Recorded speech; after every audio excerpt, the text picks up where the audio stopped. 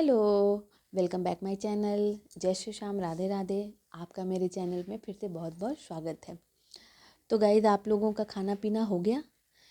मैंने खाना भी खा लिया और मैंने बर्तन भी धुल के रख दिया, अपने बच्चे को भी खिला दिया। तो वो एक्चुअली में मैंने सोचा आज कि बाहर जाके मैं ब्लॉगिंग करूं, बट यार बाहर का मौसम ठीक नहीं है, बहुत ही ज़्यादा ठंड है। इधर बारिश भी हो गई दिल्ली में सुबह। बहुत ज़्यादा तेज़ तो बारिश नहीं थी, लेकिन हुई है। इसकी वजह से मौसम बहुत ज़्यादा चेंज है और मुझे ठंड भी बहुत ज़्यादा लगती है। तो मैं बाहर जाके तो इस ठंड में ब्लॉगिंग नहीं कर सकती। तो मैं अपना इसी रूम को चूज़ करती हूँ ब्लॉगिंग के लिए, क्योंकि आगे वाले रूम में भी नहीं कर सकती। वहाँ पे मेरा बच्चा टीवी देखता है, अपना खेलता रहता है, पढ़ाई करता है, अपना जो भी उसको समझ में आता है वो अपना करता रहता है।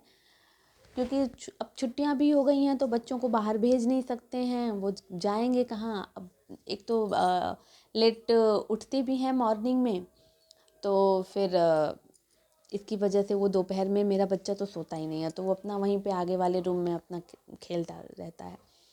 इसलिए मैं इस रूम में आके अपना ब्लॉगिंग करती हूँ। तो आज का मेरा जो ब्लॉग, मतलब मैं जिस पे आज मैं अपना ब्लॉग बना रही हूँ, आप सुने होंगे कुछ दिन पहले का न्यूज़ है, जो बेंगलोर में आई एक इंजीनियर अतुल जी करके थे, सॉरी, वो सुसाइड कर लिए हैं और अपनी वाइफ पे मतलब ब्लेम किए हैं कि वो उन्हें बहुत ही ज़्यादा टॉर्चर करती थी, मेंटली टॉर्चर करती थी। तो इस ब्लॉग को आगे बढ़ाने से पहले, तो सब्जी वाले इतने तेज बोलते हैं ना, इस ब्लॉग को आगे बढ़ाने से पहले सबसे पहले मैं उन सब लोगों से रिक्वेस्ट करना चाहूँगी जो इस समय मेरे ब्लॉग को देख रहे होंगे, और उनमें से बहुत से ऐसे लोग भी होंगे जो ड्राइव करना जानते होंगे। तो प्लीज़ आप लोग इस ठंड में, रात में, अर्ली मॉर्निंग गाड़ी चलाने से बचें, अपने घर में सेफ़ रहें, अपनी फैमिली में सेफ़ रहें, और मौसम जब साफ़ हो तब ड्राइव करें। प्लीज़ आप लोगों से सबसे बहुत ज़्यादा रिक्वेस्ट है, मैं हाथ जोड़ के रिक्वेस्ट कर रही हूँ, क्योंकि इस समय बहुत ज़्यादा एक्सीडेंट की न्यूज़ आते रहते हैं। तो इसलिए आप सब लोग अपने अपने परिवार में सेफ़ रहें। तो हम अपने इस ब्लॉग को आगे बढ़ाते हैं। देखो यार, हमने बचपन से लेके आज तक यही हम सुनते आए हैं कि एक औरत की वजह से, ठीक है, एक औरत के ना रहने से फैमिली बिखर जाती है, बच्चे बिखर जाते हैं, सब कुछ 100% सही है। बट एक फादर के ना होने से भी हमारी फैमिली बिखर जाती है। आप उनसे जाके पूछिए जिनके फादर नहीं हैं और उनके पीछे किसी का सपोर्ट भी नहीं है। जब वो अपने बच्चों की शादी करते हैं, या कोई लड़का है जिसके फादर नहीं है, वो अपनी बहनों की शादी करता है, खुद की शादी करता है, उस समय आप उनसे पूछिए कि उन्हें कितना ज़्यादा फील होता है। तो जैसे ही एक मदर हमारे लिए 100% अगर इम्पोर्टेंट हैं, तो हमारे फादर भी उतने ही इम्पोर्टेंट हैं। क्योंकि कहते हैं ना यार कि एक फादर नींव होता है, ठीक है। अगर वो नींव डगमगा जाए ना, तो फिर हम घर खड़ा नहीं कर सकते। तो इसलिए हम औरतें जो होती हैं ना, वो कभी अपना कहीं अगर किसी चीज़ को लेके फैमिली में अनबन हुआ, अगर वो डिस्टर्ब हैं, तो वो कहीं ना कहीं अपनी चीज़ों को निकाल लेती हैं, अपनी भड़ास को वो निकाल लेती हैं। बट एक जो जेंट्स होते हैं ना, वो नहीं कर पाते। अगर उनकी वाइफ से अगर कुछ हुआ है तो वो अपनी माँ को नहीं बता सकते, ठीक है। और अगर माँ से कुछ हुआ है, बीवी को लेके, वाइफ को लेके हुआ है, तो वो अपने वाइफ से भी नहीं कह सकते, ठीक है। तो इसलिए हमें इन सब चीज़ों को बहुत ही ज़्यादा ध्यान रखना चाहिए। आजकल क्या है कि हस्बैंड वाइफ दोनों जॉब करते हैं, बट बहुत सी ऐसी जगह है जहाँ पे लेडीज़ जो हैं वो मतलब जॉब नहीं कर पाती अकेली की वजह से। जैसे मैं ही हूँ, अभी मैं ही हूँ, मेरे पास भी जॉब तो है, लेकिन नहीं कर सकती क्योंकि बच्चा छोटा है, उसे मैं नहीं छोड़ सकती इधर उधर। तो बस यही है। अब मान लीजिए कि जहाँ 2 लोग जॉब कर रहे हैं, हस्बैंड वाइफ, ठीक है, वहाँ पे किसी चीज़ को करने में आसानी होगी। जैसे अगर मान लीजिए कि हम हस्बैंड वाइफ जॉब कर रहे हैं, ठीक है, और सामने वाले हैं, मान लीजिए कि मेरे सामने भैया भाभी हैं, ए टू जेड कोई भी है, वहाँ पे सिर्फ और सिर्फ भैया जॉब करते हैं और वाइफ उनकी जॉब नहीं करती हैं। तो हमारे यहाँ गाड़ी लाने में हमें टाइम नहीं लगेगा, क्योंकि हमारे यहाँ 2 जगह से पैसे आ रहे हैं। लेकिन उनके यहाँ गाड़ी आने में टाइम लगेगा, क्योंकि वहाँ पे सिर्फ और सिर्फ एक जगह से पैसे आ रहे हैं। चाहे वो एक जगह से पैसे अगर बहुत ज़्यादा आ रहे हैं, ठीक है, अगर भाई सामने वाले भैया की सैलरी बहुत ही ज़्यादा अच्छी है, तब तो कोई बात नहीं, चलो ठीक है, अपना आदमी मैनेज कर लेगा। लेकिन अगर उसकी सैलरी कम है तो वहाँ पे टाइम लगेगा। हमें हमेशा ये सोचना चाहिए कि पहले मेरे हस्बैंड की सैलरी कितनी है, ठीक है, उस हिसाब से हमें अपने हस्बैंड से डिमांड मांग करनी चाहिए, ठीक है, या अपनी अपनी आवश्यकता को बढ़ानी चाहिए। ये गलत है जो लोग कहते हैं ना कि अरे यार सोच ऊंची रखो रखो, अपने बच्चे को ये बात सिखाओ, रखो ऊंची सोच रखो, पर किस में? पढ़ाई के फील्ड में, ठीक है, जॉब के फील्ड में कुछ अच्छा करने की सोचो, ठीक है, कुछ अच्छा करने की सोचो। हम ज़रूरी नहीं है कि हम 10,000 का कपड़ा घर में पहन के बैठें, ठीक है, हमें कोई देखने वाला नहीं है। लेकिन अगर मेरा बच्चा अगर हम 200 रुपये की, 300 रुपये की, 500 रुपये की अगर मैं साड़ी पहन रही हूँ, कपड़े पहन रही हूँ, ठीक है, और मैं अपने बच्चे को अच्छी शिक्षा, अच्छी परवरिश दे रही हूँ, तो वो मेरा 500 रुपये काम आएगा, ना कि मेरा 10,000 रुपये काम आएगा, ठीक है। सोच ऊंची रखो, ये चीज़ अपने बच्चों में करो, ये चीज़ हमें अपने बच्चों में डालनी चाहिए कि सोच ऊंची रखो कि हम बड़े होके क्या करेंगे, हम बड़े होके अच्छा इंसान बनेंगे। ये सोच ऊंची रखो, ना कि ये रखो कि अरे उसके घर तो इतनी बड़ी, सबसे बड़ी टीवी आ गई, मेरे घर तो छोटी टीवी है, अरे उसके यहाँ तो 2 गाड़ी है, मेरे यहाँ तो 1 गाड़ी है। ये सोच रखने से कुछ नहीं मिलने वाला। अगर मेरी पति की हैसियत, अगर मेरा पति मुझे सिर्फ़ और सिर्फ नमक रोटी खिलाने भर की उसकी सैलरी है, तो मैं सिर्फ़ और सिर्फ मुझे नमक रोटी पे ही ध्यान देनी चाहिए, न कि पनीर की सब्जी पे। हाँ, अगर बच्चा है तो उसे नमक रोटी मत खिलाओ, उसे दूध रोटी खिलाओ, दूध दो, लेकिन उस बच्चे को पैसे की अहमियत तो इतना बता दो कि बेटा पैसा कहाँ से और कैसे आता है। आप सोचो कि जिन्होंने सुसाइड किया है, ठीक है, वो उनके माँ बाप उस बेटे को इंजीनियर बनाने में कितना कष्ट सहे होंगे, वो कितना कष्ट सहे होंगे वो, बट पल भर में उनका बेटा सुसाइड कर लेता है, तो उस माँ बाप पे क्या बीत रही होगी, क्या बीत रही होगी।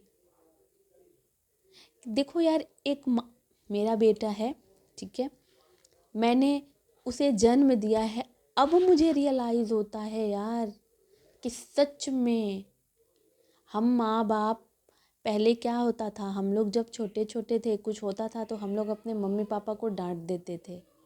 खैर हम तो मतलब पापा से तो मुझे अभी भी डर लगता है, बट मम्मी को हम लोग डांट देते थे, समझा देते। बट अब समझ में आता है कि यार एक माँ बाप बनना दुनिया का कितना कठिन काम है।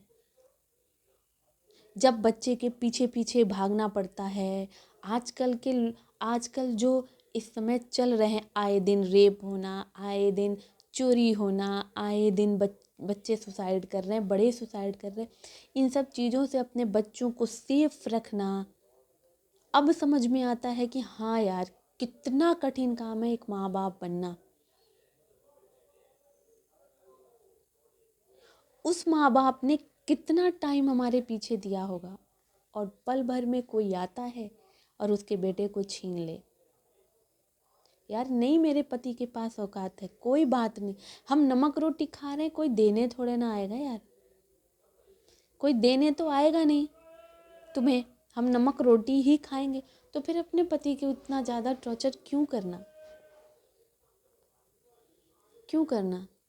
आजकल क्या है, आजकल सबसे गंदी ये जो चीज़ें हैं ना यार, लोगों के दिमाग में कि वो ये काम कर रहा है, वो इतने नए नए कपड़े पहन रहा है, हम क्यों नहीं?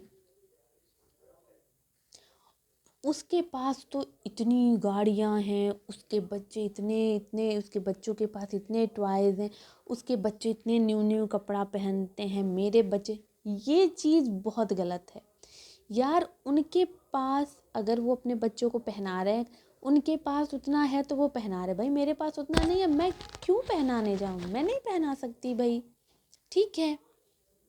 आप अपने बच्चे को एक अच्छा इंसान बनाइए, वो ज़्यादा अच्छा लगेगा। जब 10 लोगों के बीच में लोग कहते हैं ना कि अरे ये किसका बेटा है, कितना अच्छा है, इसकी परवरिश इसके माँ बाप ने कितनी अच्छी की है। आप कभी नोटिस करना, किसी बड़े घर के बच्चों को देखो, वो कभी पैर नहीं छूते, उन्हें पीछे से बहुत ज़्यादा बोलना पड़ता है, पैर छू लो, पैर छू लो, प्रणाम कर लो, प्रणाम कर लो।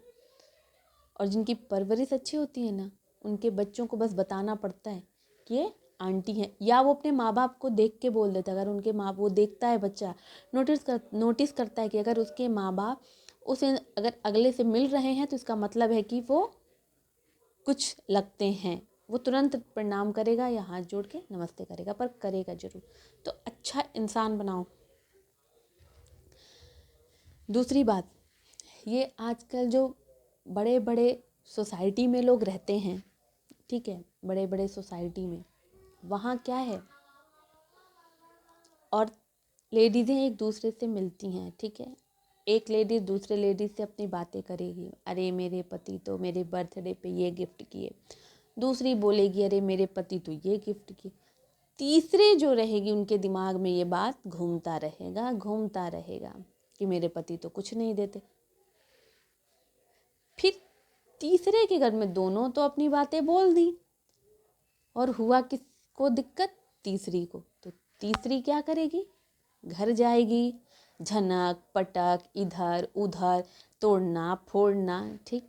पति जब ऑफिस से घर आए तो पति से लड़ बैठो, लड़ना झगड़ना, फिर वो पति वहीं पे, यहाँ से फिर एक तो यार सुबह से लेके शाम तक आदमी प्रेशर में रहता है, चाहे वो टीचर हुआ, चाहे वो इंजीनियर हुआ, चाहे वो डॉक्टर हुआ, किसी भी पोस्ट का अगर बंदा है, हर समय उसके दिमाग में प्रेशर रहता है। वो सुबह से शाम तक अपनी सारी काम को निपटा के वो अपने घर भागता है कि मेरी बीवी बच्चा मेरा इंतजार कर रहा है, और जैसे ही वो एंट्री करके घर के अंदर आए, वैसे बीवी उनके ऊपर अपना थोपना शुरू करें कि तुम क्या करते हो, क्या करते हो, उनको देखो, इनको कंपेयर कभी मत करो, ना ही बच्चों में और ना ही हस्बैंड, मतलब अपने हस्बैंड से या अपनी वाइफ से कंपेयर मत करो। जो जैसा है उसे एक्सेप्ट और उसी में खुश रहना सीखो। एक माँ अपने बच्चे को 9 महीने पेट में रखती है, उसको जन्म देती है, उसको बड़ा करती है, उसको अच्छी परवरिश देती है, पढ़ाती है, लिखाती है, इंजीनियर, डॉक्टर, टीचर, मतलब जो बच्चा बनना चाहता है, जो बच्चे की किस्मत में है, वो माँ बाप सब करते हैं, ठीक। और एक लड़की अगर आके किसी की ज़िंदगी बर्बाद कर दे, उसके माँ बाप से उसके बेटे को छीन ले, तो उस माँ बाप पे कैसे बीतेगा? आप सोचो, आज उसके माँ बाप पे उनके माँ बाप पे क्या बीत रही होगी।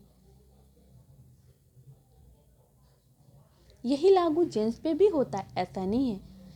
एक माँ बाप अपनी बेटी को आपके भरोसे ही देते हैं, तो यहाँ पे हस्बैंड को भी अपनी वाइफ की चीज़ों का ध्यान रखना चाहिए, और वाइफ को अपने हस्बैंड की तकलीफ़ को उनके चेहरे से पढ़ लेना चाहिए कि मेरे हस्बैंड को क्या तकलीफ़ है।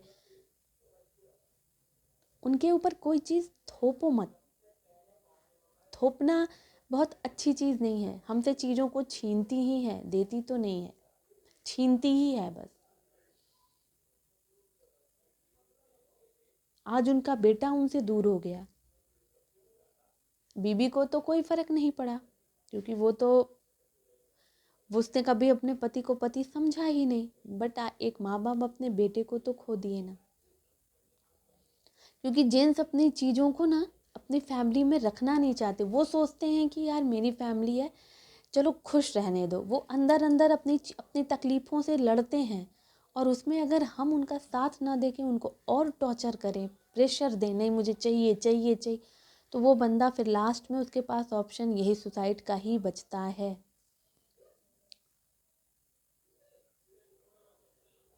तो इसलिए यार मत करो, कोई कुछ कहे सुनो, मत कंपेयर मत करो। हाँ ठीक है, कोई बात नहीं, आपके पास पैसे आप करो, मेरे पास जब होंगे, मेरे पास भी जब होंगे तो मैं भी करूँगी। और दिन पलटते तो आप सब लोग जानते हो देरी नहीं लगती।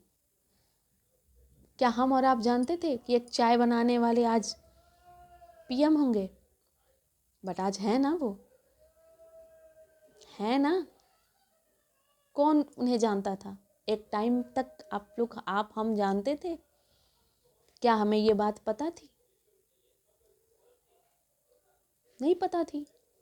बट आज है ना, आज उन्हें दुनिया जान रही है, दुनिया देश विदेश सब जान रहे हैं। तो बस दिन पलटते देरी नहीं लगती। तो इसलिए प्लीज़ हम सब लोगों को, हस्बैंड वाइफ, एक माँ बाप जो होते हैं ना, माँ बाप, वो अपनी बेटी को, अगर वो अपनी बेटी की शादी करते हैं तो वो सिर्फ और सिर्फ उस लड़के के ऊपर वो डिपेंड रहते हैं कि मेरी बेटी को वो खुश रखेगा। ठीक, फैमिली में तो देखो यार, अगर जहाँ 4 बर्तन होते हैं वहाँ थोड़ा बहुत तो आवाज़ आती है। बट वो ये सोचते हैं कि ये मतलब लड़का ठीक है, लड़का मेरी बेटी को खुश रखेगा। ठीक, लड़के के माँ बाप ये सोचते हैं कि चलो अब मेरी जिम्मेदारी ख़त्म हो गई, एक आ गई, अब मेरी बेटी की जिम्मेदारी वो ले लेगी। अब वो उसे देखे, सुने, उसकी चीज़ों को समझे।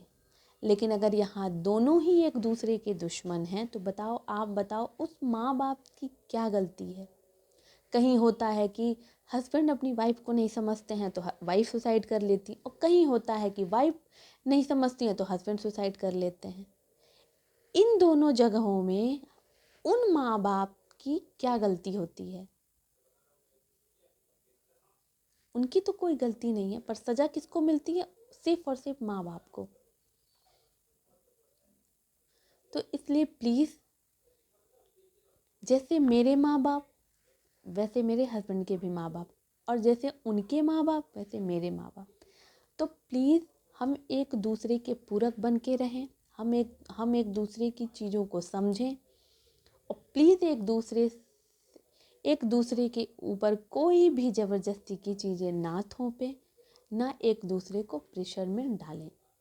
तो बस मेरा ब्लॉग का थीम यही था कि बस हम एक दूसरे, अगर हस्बैंड वाइफ ना, अगर ये हस्बैंड और ये वाइफ, अगर ये एक दूसरे को समझ गए ना, तो दुनिया में इससे खूबसूरत रिश्ता जो है ना, वो कहीं नहीं है,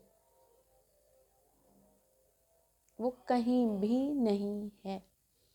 तो इसलिए प्लीज़ हमें एक दूसरे की भावनाओं को समझना चाहिए और उनकी कद्र करनी चाहिए। तो बस गाइस, अब मैं इस ब्लॉग को यहीं पे ख़त्म करूँगी, क्योंकि मैं भी थोड़ी देर सोऊंगी, नींद आ रही है बहुत तेज़। तो फिर चलो ठीक है, मिलते हैं शाम के टाइम। तब तक के लिए बाय बाय, आप भी सो जाओ।